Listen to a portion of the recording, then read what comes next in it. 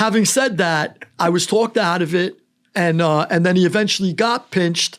And as far as I understand it, he did cooperate, and so he moves away.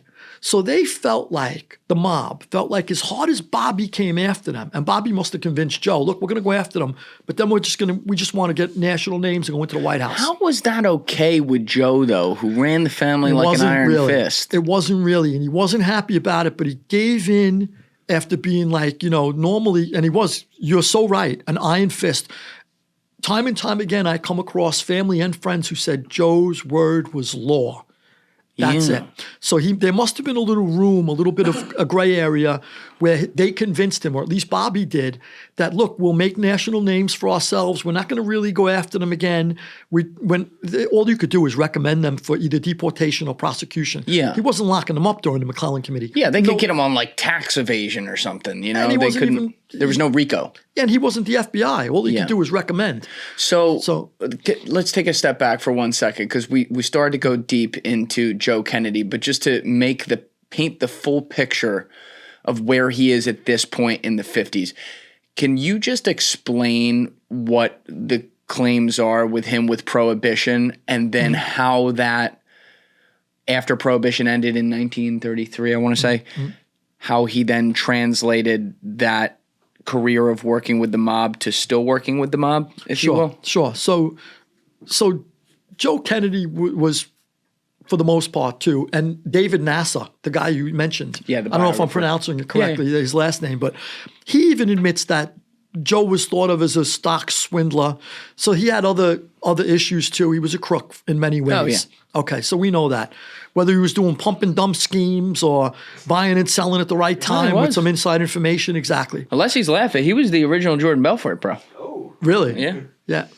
I got to tell you, so when he was making all his money, Jordan Belfort, I said, he was from my neighborhood originally. Yeah. So I said, I'm going to grab him and stick a gun in his mouth. That's true. I was going to grab, I said, look, you know what? I'm going to tell him, look, cough up or die.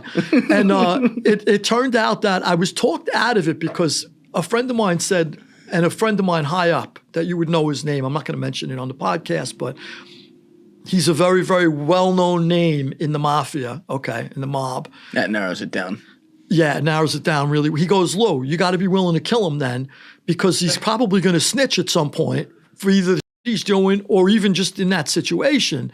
And then we're stuck killing this guy. You want to clip him? Were you ready to kill Jordan Belfort? Well, I'll be honest with you. There was a little pushback from my end. Having said that, I was talked out of it. And then he eventually got pinched. And as far as I understand it, he did cooperate. And, look, he's done well with his life. I'm not knocking the guy. And he wasn't in the mob where he swore secrecy and silence. He's a paper guy. He's doing paper stuff. That's right. But whatever the case is, there was at one point, I said, I'm sticking a gun in this guy's mouth. And I'm going to get Jordan Belfort in that chair with you next time, and you can make it come true. I probably like him now because I've seen him on TV. He's a great guy. Yeah. I'm different now. I'm different now, too. I know. If people didn't see episode 185 when I had Lou in here last, we went through his whole life as the preeminent truck jacker for the Gambinos. To be clear, I'd still clip him if I had to. Let's be real. That fraud might still. No, I'm joking. I'm joking. You left the life, like 30 years ago? Oh, I'm done. I got locked up in 1994. Yeah. I've been different ever since. Yeah. So just if anybody's watching found this, God, became a Jew. I got to be honest with you. I believe in living correctly. Yeah. Yeah. So I believe you live your life right. And I believe in something called karma. So, I'm not looking to kill him now for real. But seriously, you converted to Judaism. You take it very seriously.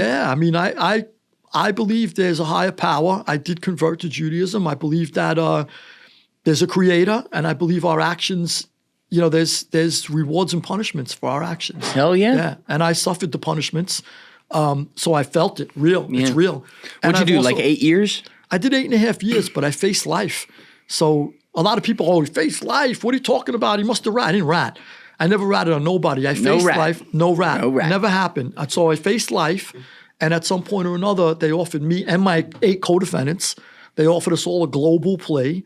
None of us ratted. The original guys who got locked up with me, other than the first guy went into the witness protection program. He's gone. So that guy's gone. That guy's a rat. Then one other guy became what we think was a dry snitch. We weren't sure. But the core of us, there was 8 of us on the indictment. Nobody flipped out of the 8. And the global plea was, if I took 13 years, when we're all facing life at the time, at least the top 4 of us were facing life. The other 4 had lower stuff. But they said, we didn't know the guy violated the witness protection program. So we didn't know he was thrown out. Oh, he was thrown out of No, it? he was thrown out. We didn't know. We didn't learn that. How do you get thrown out of the witness protection Probably program? committing more crimes. Nice. Yeah. So when I They don't reversed, protect that, apparently. yeah, I reversed my case on a technicality 6.5 years later. That's how I got out in 8.5. Then I had to do another deuce in the state. But when I reversed my case,